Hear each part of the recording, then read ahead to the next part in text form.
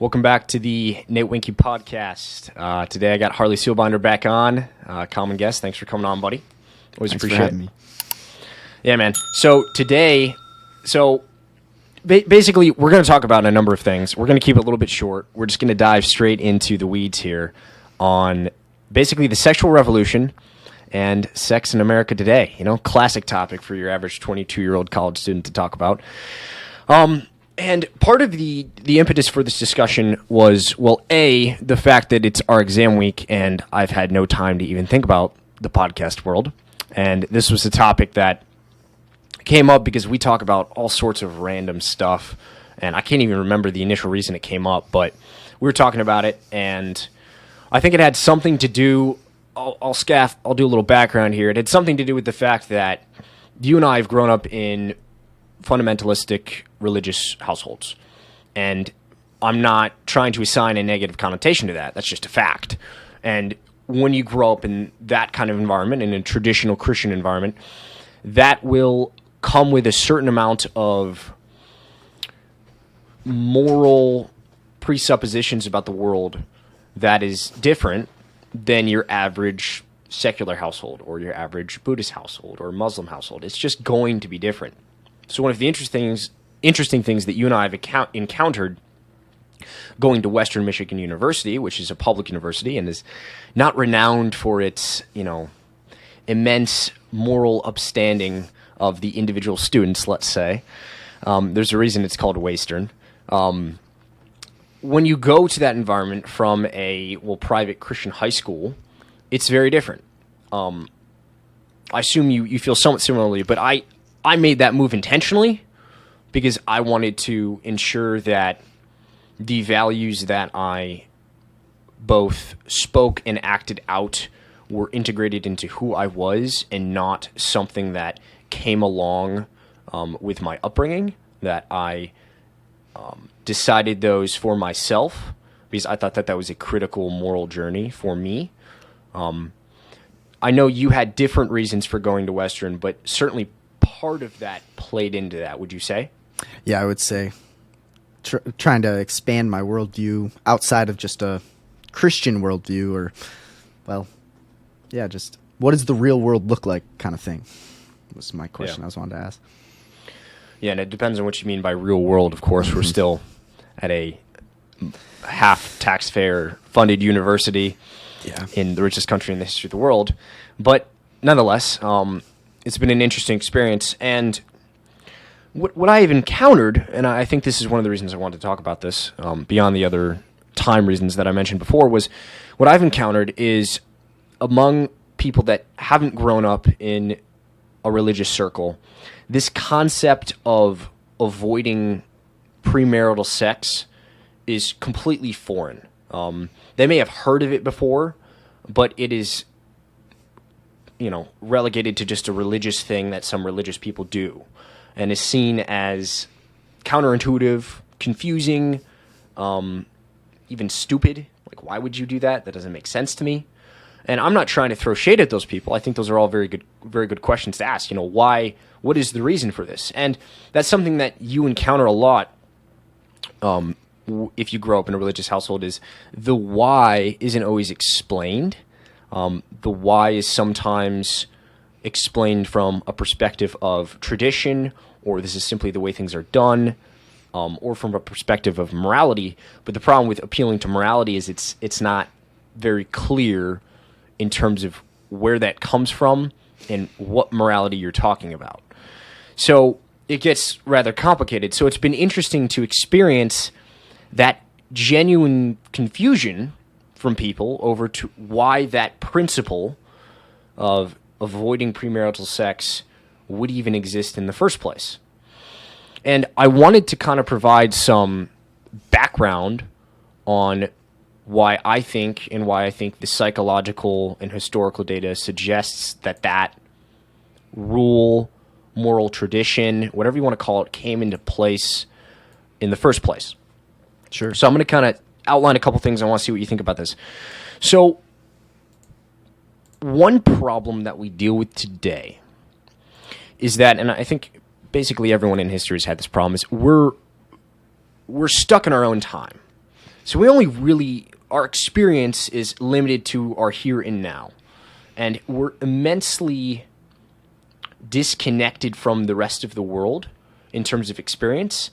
And our perspective about the rest of the world, and then also the rest of history, is extremely limited. We only can read stuff. So I think we take for granted certain things today that if we had lived 100 years ago would just be completely different. And one of these things is the childhood mortality rate, the infant mortality rate, and then also death in childbirth from mothers. For all of human history, your chances of dying in childbirth or your chances of your infant dying were astronomically higher than they are today. So for reference, today, global infant mortality rates sit about 3%, versus in history, you were sitting right around that 50% mark, which is just, it's difficult to even wrap your head around that half of your brothers and sisters, roughly speaking, would have died and not existed. And your mom, maybe. And your mom. And that's the other component is just the cost of not only just raising a child, but even just giving birth was extremely high because your chances of dying in childbirth were much, much higher than they are today. And I don't have that number right now, but I know it's similar in terms of scale as the infant mortality rates.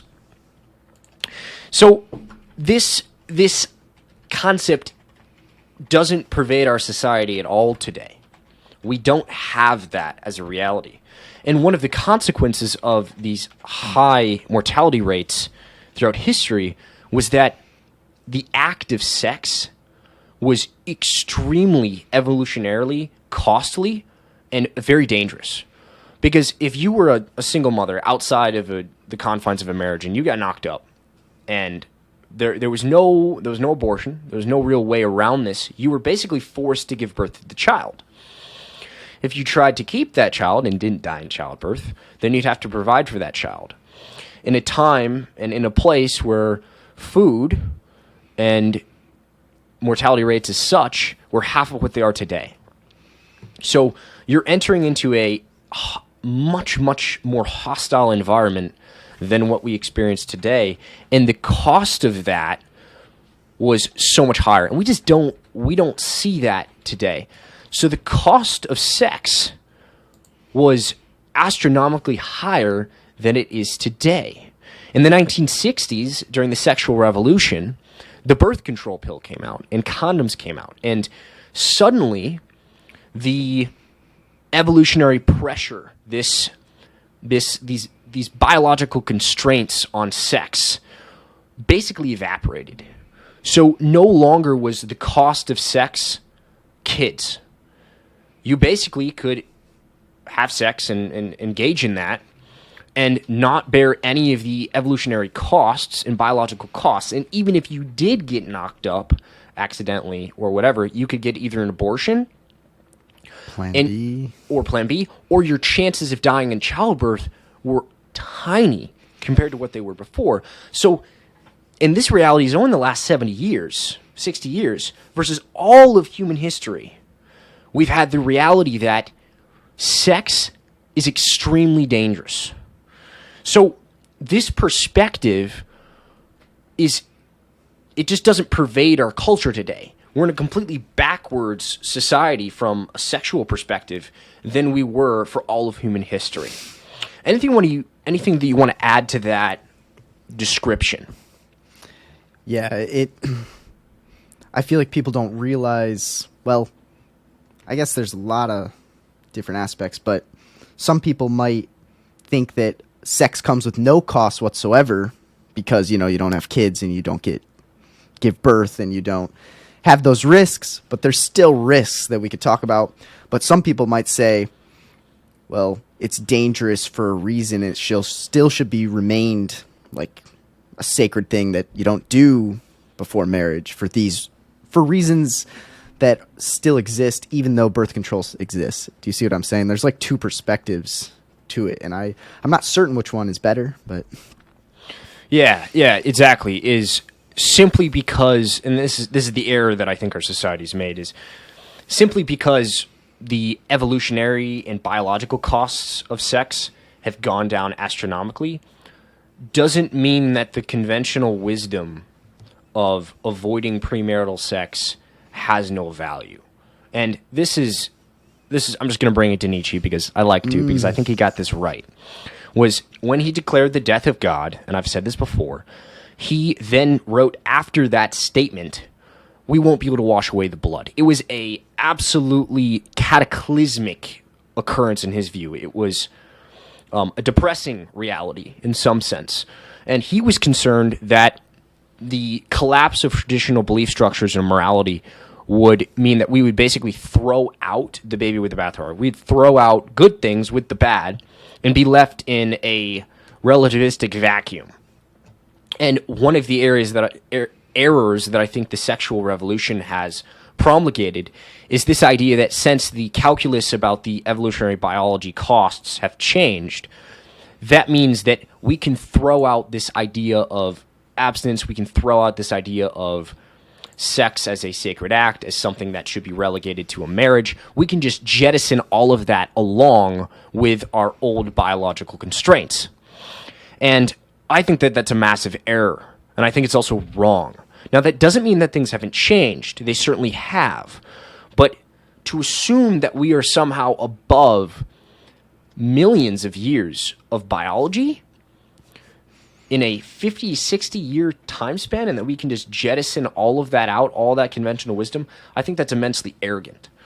So I want to get into some of the reasons as to why that statement or that moral tradition might still be relevant today.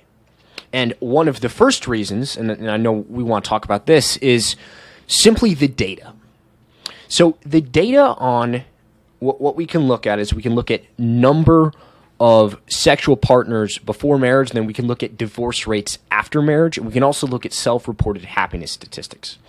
And before I get into this, I just want to make this clear. This is not cut and dry. This is not something that is simply an easy linear correlation. There are certainly trends, but those trends are changing. And as we evolve as a species, as relationships change, as technology continues to change, and all of the other big biological changes that I just talked about, all of those things are going to affect these statistics. So these are some of the more recent ones. Specifically, there is a researcher named Nicholas H. Wolfinger out of the University of Utah, and he's a social psychologist, sociologist. He's been looking at statistics surrounding divorce rates and premarital partners, essentially. And they found some very interesting things. Basically, what they found is that women that have had more than 10 sexual partners prior to marriage did show an increase in divorce rates. People who had only 2 partners did too. And that's the unexpected thing, is that it was both just 2 partners and 10. And then this is where it gets even more interesting, is both groups, the 2 partners and the 10 or more, they had higher rates of divorce, but the lowest rate was found among people that had between 3 and 9 premarital partners. So this is somewhat counterintuitive, because conventional wisdom, or at least religious wisdom, let's say, would suggest that as you increase your number of premarital partners, the long-term success and happiness statistics surrounding marriage goes down. And that's somewhat true today. And it was basically true for all of human history, and then more specifically before the 2000s. It looks like the data is shifting slightly, where there seems to be a difference between 2 partners and 10 partners, but the in-between is relatively stable. And he posited a couple of different reasons for that. One of the theories that he posited as to why that difference exists is that if you only have 2 partners, you're going to be, let's say, somewhat obsessing over the one that got away, to put it in a crude expression, versus if you have 4 or 5, you won't be focused on an individual. You'll be focused on the total, and it'll kind of diffuse the emotional baggage to a number of people instead of one individually. And that was one of the theories they posited for why this trend exists. It was very odd. The lowest rates were among people that were virgins on their wedding night and just had one sexual partner in marriage, which aligns with traditional religious moral structures. But what's interesting, again, is that it's not just a linear relationship. It's not simply one-to-one. It's not simply as you increase your number of premarital partners, your risks of divorce increase. It's just not that simple. Mm-hmm. Now, you can also look at happiness statistics, which show similar trends. The overall trend that can be said does align with that traditional moral wisdom, which is that as you increase your number of sexual partners, generally speaking, happiness statistics and divorce rates or happiness statistics go down and divorce rates go up.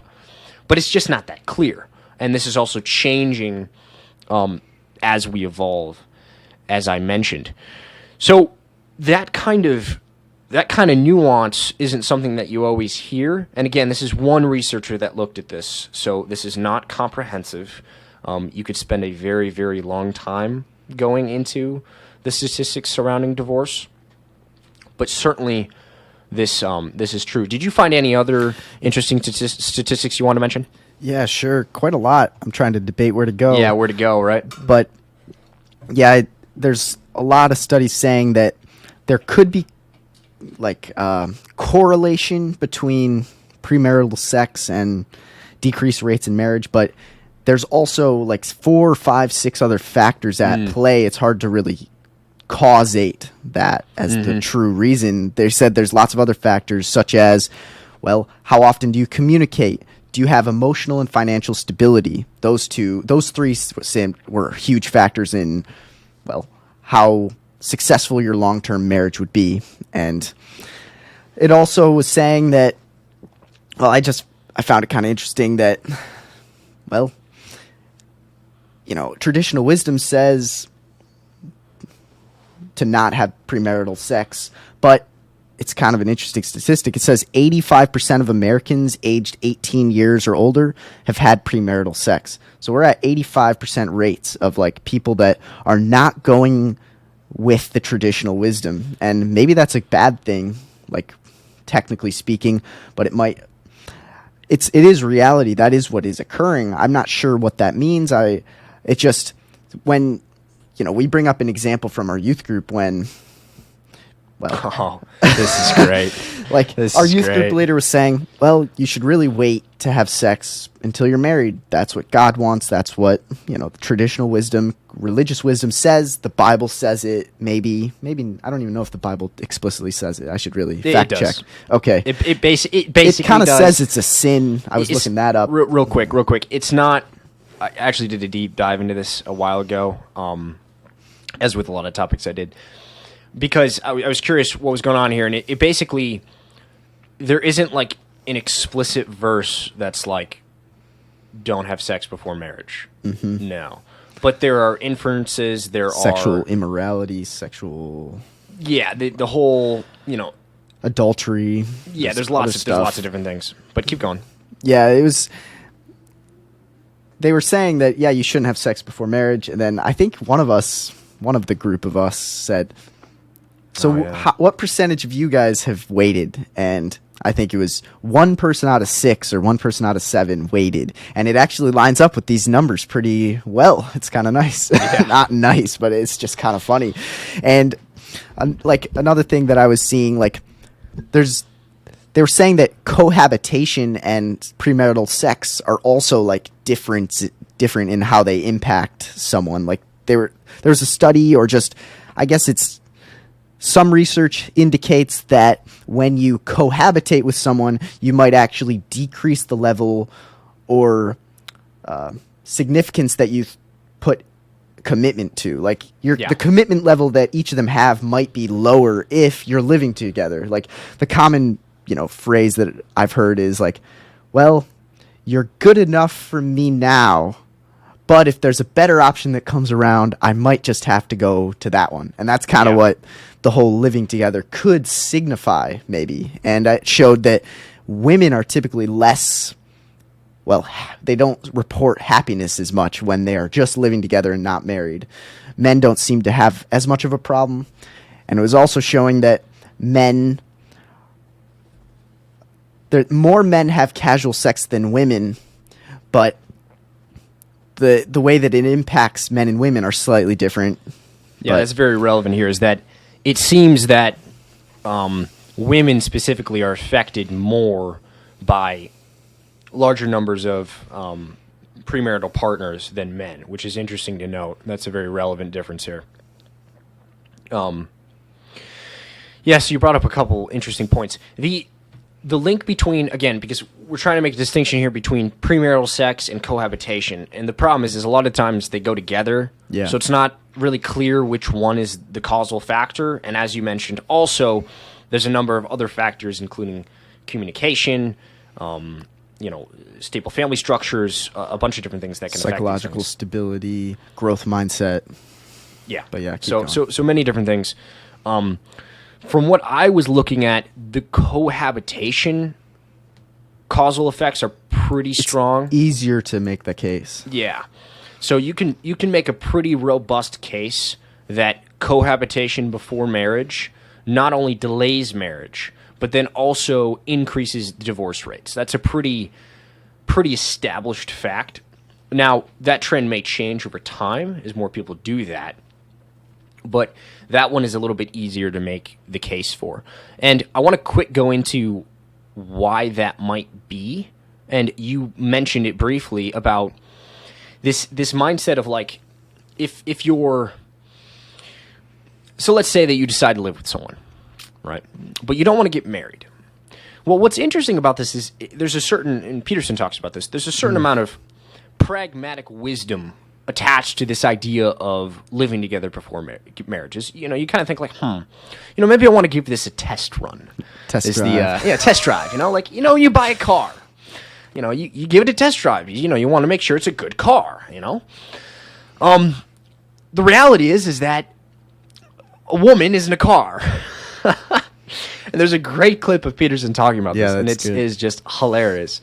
But one of the things that he points out is that, well, what are you doing when you're saying that you just want to live with someone and that you don't want to marry them? Well, you're getting all the benefits of a sexual, intimate relationship, but none of the commitment. Well, isn't that convenient?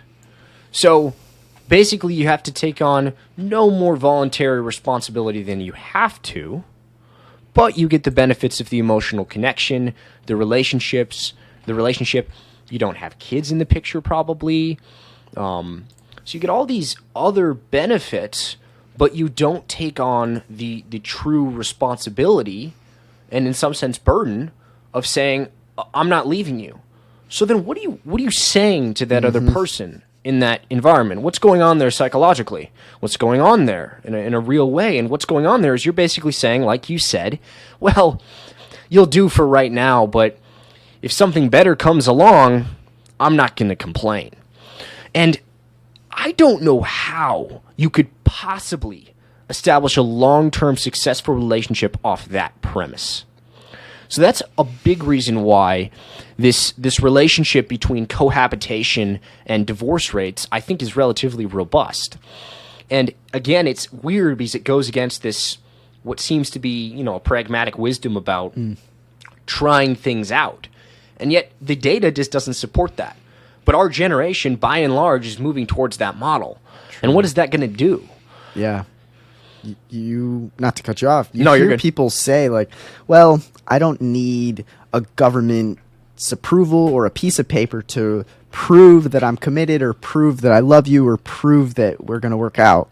But it's like, I think people might forget what a marriage might mean. Marriage could mean, well, you're bringing your family, the other person's family, the whole community, and you're pronouncing to the world that, yo, I am going to stay committed to you through thick, thin, till death. That's a huge commitment. And it's like, oh, I don't need that. It's like, you don't need that. It's like, people have needed that for all of human history.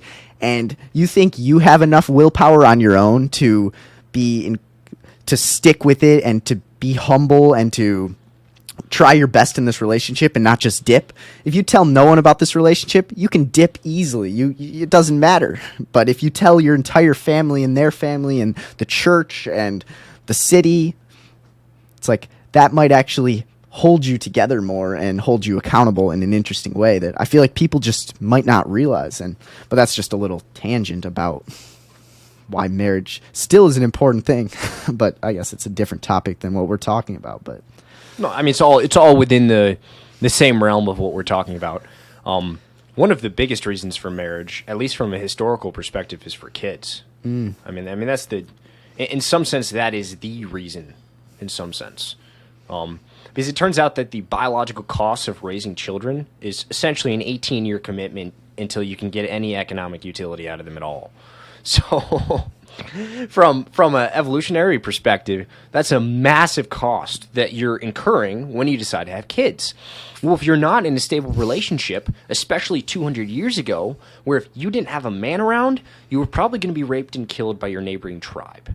So, and that's just a harsh reality, but it's true. For most of human history, without the male protective role, you basically were screwed, because raising children was extremely costly. And especially in the first several years, your ability to go hunt and gather by yourself, your ability to go do work to get food is super limited. So you need someone else in that environment. So that's a basic biological reason for having a two-partner household. Is it turns out that it's extremely costly to raise children, and if you don't have the shackles of marriage in a very real sense, if you don't say to this other person, hey, there's going to be a lot of problems going on, you're going to hate me quite a few days, I'm probably not going to like you either. And we both know that we both have our own share of personal idiosyncratic insufficiencies, and yet we're going to commit to each other because we care about this relationship and we care about our future children enough that even when times get tough, we're going to stick it out, at least for them, if not us. And you see this also, back to the data real quick, because I wanted to bring this up, is you see this in the data surrounding single motherhood. So this is very interesting. And anyone listening, you really should know this. This is big. This is big news here, okay? This is big news. In the 1960s, before the sexual revolution, the single motherhood rate in the black community hovered around 20%. Today, it's in the 70% range. In the white community, it was around 3 to 5% in 1960, and today it's around 40. Some estimates put it around 50% single motherhood rates. That's big news, because it turns out one of the number one predictors of success in the United States today is being born into a two-parent household. So, because it turns out that raising kids is kind of hard, and the role of a mother and the role of a father are both critical for the raising of children. You can actually look at male aggressive statistics, aggression statistics, and you can look at delinquency and crime rates. And it's a direct causal relationship between men that are born, or young boys that are born into a two-parent father, where the father's present in the household, and the crime rates for them later in life, aggression statistics, all of those kind of things go way down. It's just true. And this completely flies in the face of the absolute idiocy of this toxic masculinity argument, that somehow traditional masculinity is inherently toxic and is actually making men more aggressive and and unsociable. It's just not true. It's horseshit. The opposite is true. Men in households with fathers are less aggressive. They're more sociable. They are better citizens in society that commit less crimes than men that are not born into homes with fathers. I think they live longer too. The telomere argument, like if you're born without a father, you might actually be blessed with a shorter life, which isn't a blessing maybe, but due to the shorter telomeres that occur. But either way. Yeah, that's a whole nother discussion. But, the telomere discussion. That's Brett Weinstein. Yeah. Highly recommended stuff, by the way. But it's just true. And it's just such bull crap. This toxic masculinity argument. It's such bull crap. It's like what What's one of the largest contributing factors to crime rates? Lack of fathers in the home. The black community has a 70% single motherhood rate. They also happen to have significantly higher crime rates than the white community. Now, look, man, there's a ton of factors that go into that. But to say that the fatherhood statistic isn't part of it is just idiocy. So we got to look at these things. And these things matter. It turns out that marriage matters. It turns out that stable households for children matter. So before we just throw out this idea of marriage, before we throw out this idea of trying to be, choosy with your sexual partners, maybe we should look at the data and be a little bit more humble about who we are before we assume that we're able to completely rewrite the historical record on long-term relationships and success in life. And this one drives me up a wall. This casual dismissal of traditional wisdom because somehow we're so much better and enlightened these days. And I had a clip about this the other day that we run this risk of assuming the people in the past and what they did, they were just stupid and we're just somehow enlightened. And I think it's just pure nonsense. It's just pure nonsense. The more I read about history, it's the more I realize that the people in the past were doing quite well with what they had, and were also probably starving. We have more fat people nowadays than starving people, which, we could just go throw a party every week for that. Because from a historical perspective, that's just completely unprecedented. So that was my rant for the day. But I found some stats on Christians and their acceptingness of premarital sex. And it says that 60% of Catholics and 57% of Protestants say that they find acceptable to adults in a committed relationship to have premarital sex. And it's interesting. But it kind of is skewed.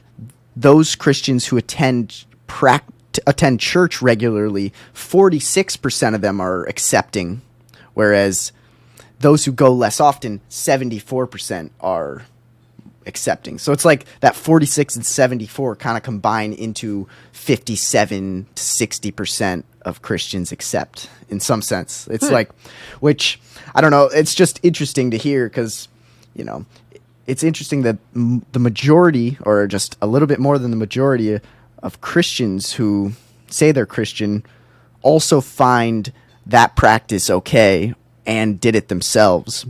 And it's it's interesting, the logical inconsistency in almost, or, you say one thing but then act out another, or I don't fully know what to think of it. Part of it, I'm with you. Part of it is that it's actually generally changing. So it's more, it's marriage, sex before marriage is simply becoming more accepted. And that includes the Christian community. Mm-hmm. So, part of it is that. But you're right about the disparity between those that say one thing and those that do another thing. That definitely exists. Yeah.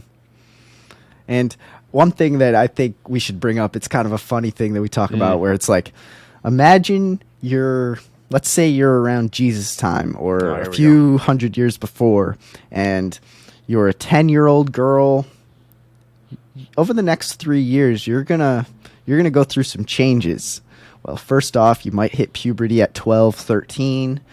Then your father is going to create a business deal and find a 24-year-old man who's a part of a good family, and they're going to create a deal for you to, have kids with that guy. And you're not going to know him. You're going to meet him maybe a week before, maybe a month, maybe a day. I don't even know. But it's not going to be very long. Dating is not a thing. There's no such thing. There's no such thing as dating. And now you're going to be, banged by this guy that you don't know, and it's going to be totally moral, and the culture accepts it completely. Even if you don't even know each other, you don't have strong communication skills, you don't have compatibility when it comes to growth mindset or emotional stability or anything. None of those factors are considered whatsoever. But since you are married, it's all good. And like, that's just something that today it just never happens. You know, you make a point of like, apartments didn't exist 70, 80 years ago. You weren't living where outside of your parents' we had household. enough wealth to, I get to live on my own with all these college kids in apartments. It's like, no, you lived with your parents and then you got married and then you maybe still lived with your parents, or you maybe lived at a different place. But like, there was never a period of like, I'm living on my own. I'm single for a while. I'm dating. I've been dating for 2 years. Those things just didn't occur as much. People got married at like in high school so a lot, like our grandparents' age. Like, it's like things are changing, and I'm not sure if that's a good or bad thing, but it just needs to be taken into consideration that it's not the exact same context as when the Bible was written or when our parents were alive, or etc. Yeah, I mean, the calculus is radically different today than it was even just 100 years ago, not to mention 500 years ago. I mean, your average 13-year-old, the second that chick was able to bear kids, I mean, they were being dealed away. I mean, the father of that household is going to meet with the father of the guy down the street, and they're going to say, all right, I think I need 10 cows and, 3 sheep, and, we can strike a deal here. And, yeah, your son, he's 23, but she's 13. No big deal. Yeah, let's have a wedding next week. They'll meet each other, and then, the guy will go rape her, and she'll have no choice in this matter, and she'll bear his children, and we'll all live until 35 because that's when we die.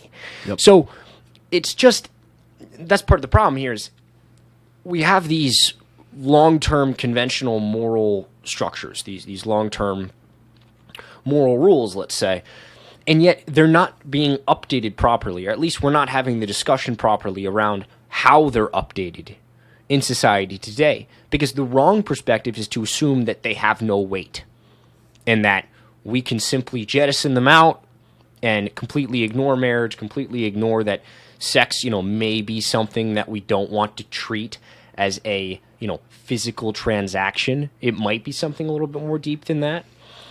And it's this updating problem. It's this trying to figure out, how do we incorporate past knowledge with this radically transformative time? Dating didn't exist. It was not a thing. Getting married at 25, 30, having kids at 30, it didn't exist. It wasn't a thing. So You didn't even live that long, most likely. yeah, there's a good chance you wouldn't have. I think the average age, around 35 to 40, I think was average life expectancy, and today it's around 80, I believe. Mm-hmm. So, I mean, it's radically different. Yeah. But these things need to be updated, I guess, is part of the point here, is not to try to say, oh, we have the answer, because I don't think we do. I think we can. Yeah, go ahead. I was just saying, I think we can look at data and see trends, see potential correlations and causations, and use conventional wisdom and logic to kind of sort through it. But we live in a time that's so radically different than the past that if we don't update the way that we think about moral rules and societal norms, we're going to continue to run into problems like a lack of fathers in homes, which is a serious problem. Totally. Yeah, like, I don't know where the balance is. Like, I would say there's the one end of the spectrum, which is have sex with anyone, anytime you want. It's free. It costs nothing. Like, that perspective, that should be able to be viewed as not optimal for you, the people you're around, the potential kids you might accidentally have, etc. But we may also be finding that waiting till marriage to have sex, it may or may not be the most optimal. We don't know fully. It probably could be.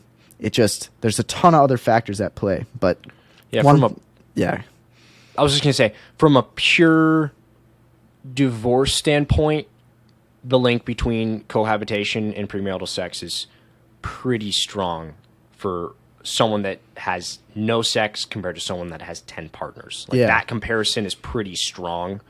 But it doesn't take into account any of the other factors that we have mentioned. But you were going to say something more? Like 2 other things, I guess. One thing is when you do have sex, you're gonna have oxytocin build up, and it's gonna create levels of bonding and attachment and emotional closeness and trust, which are all could be pros and cons in all kinds of scenarios. But one factor that I wanted to bring up that's just kind of interesting, where it's like, it's sometimes hard to link between premarital sex and divorce and happiness. You can find it, but like, here's one that's truly linked that I found interesting, which is premarital counseling, where it's like, couples that participate in premarital counseling tend to experience 30% stronger marital satisfaction. Divorce rates tend to be 31% lower for couples who go versus those who don't. And it's like, that's an interesting stat of like, that's an interesting way to really boost your chances as well in this conversation about marriage and longevity and wiseness. And that's a interesting one too. Like communication, from what I can see from all kinds of these looking up and my own experience, communication, conflict resolution, psychological stability, those are all like huge cornerstones. The values you share are also up there. And sure, the values could also come in place with like sexual values. But like, from what I could tell, like, if you go to counseling and talk to the counselor about sex and what to do, and you have a conversation about it, etc., maybe that could be a wise move, than just assuming you know and have all the answers. But that's an interesting link. Yeah, my father does a lot of premarital counseling, and he has and this is relevant to note here too, is he has an amazing prediction success rate in terms of, he basically, I want to say it's like 95+% of the time he's correct. He'll be able to tell when a couple comes in for premarital counseling whether or not they'll get divorced in the next 5 years. He basically can tell, which is pretty incredible. He basically, he'll tell them, hey, you're not ready to get married. They'll say that they're ready, but of course he's not. His job isn't to stop them. His job is to counsel them. They'll get married, he'll do their wedding, or someone else will do their wedding, and sure enough, within 5 to 10 years, they'll get divorced. And I mean, that's super sad. I'm not saying that is a good thing. It's just comical that he has this ability to predict and can recognize when people are in a good mindset and when people aren't. And it goes to show kind of what you're saying too, is that counseling in general before a marriage has been shown to increase the likelihood of success, because hopefully that counselor can then, like my father tries to do, counsel them on whether they're ready or not, and hopefully they'll listen. So that's an interesting thing. I know we got to wrap it up here. I want to do one more quick rant. Ooh, yeah, nice. I got one more in me, and then we'll let the 3 people that are listening be done. And yeah, I got to throw in a couple self-deprecating jokes. You got to do it. But okay, I want to unpack this idea of hookup culture. I just want a quick. Yeah. Okay, we'll have to do a whole episode on it later. Yeah, we will. I don't want to get too into the weeds here, but I just want to unpack this idea. Okay, so what we're going to do is we're going to completely ignore all of historical wisdom, completely assume that we are above all evolutionary biology, genetic pressures, etc. Assume that we're going to have no emotional attachment to this other person. Treat sex as purely a physical transaction with another person. And then engage with it as much as we possibly can for the brief moment of physical pleasure that accompanies it. Completely abandon and disregard all of the emotional baggage, attachment, and other things that come with it, and assume that we're going to be perfectly fine after the fact, and shout that to the world and our peer group as something that is nothing but an unfettered good. I think that's idiocy. So there's my little rant about hookup culture. And yeah, we should do a whole ep on it eventually. But I do not understand our generation's obsession with this. I cannot. I mean, I get the appeal. I do. The brief appeal for a minute. It's so short term, and it denies so much that. it's going to continue to end in disaster, and it's going to continue to end in higher divorce rates and in higher rates of single motherhood. And at the end of the day, that's going to hurt you and kids. So maybe we should have a serious discussion about this, like we're trying to do right now, and say, okay, how do we update our thoughts on this? How do we update our psychological wisdom, our moral wisdom? What do we do here? We're in a radically changing time.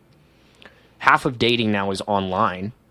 We didn't even get into those statistics, which are a minefield. Plus the birth control pill. What do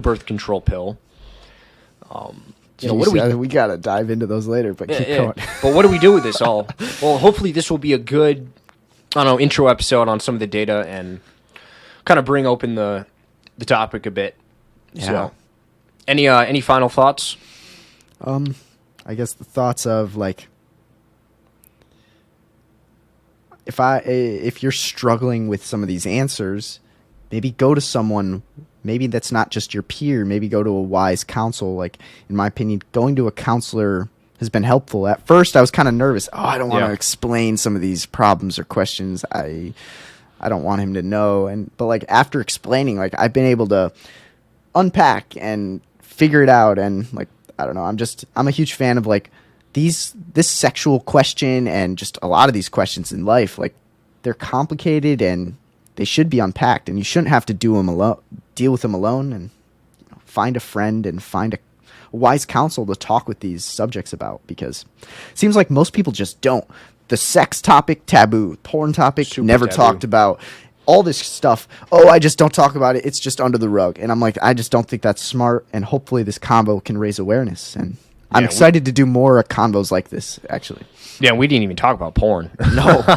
and how that affects all of this. That's a whole nother variable that you have to inject. So, anyway, thanks for coming on. Yeah. It's crazy that we did almost 50 minutes and we barely, scratched the surface. But it was good to get into it a little bit. So, appreciate it, buddy. Yeah. I'll see you next time. All right, we'll see you.